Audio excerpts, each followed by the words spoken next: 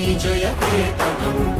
ముక్కోటి గొంతుకలు ఒక్కటైన చేతనం తరతరాల చరిత గల తల్లి నీరాజనం పద పదాన నీ పిల్లలు ప్రణమిల్లిన శుభతరుణం జై తెలంగాణ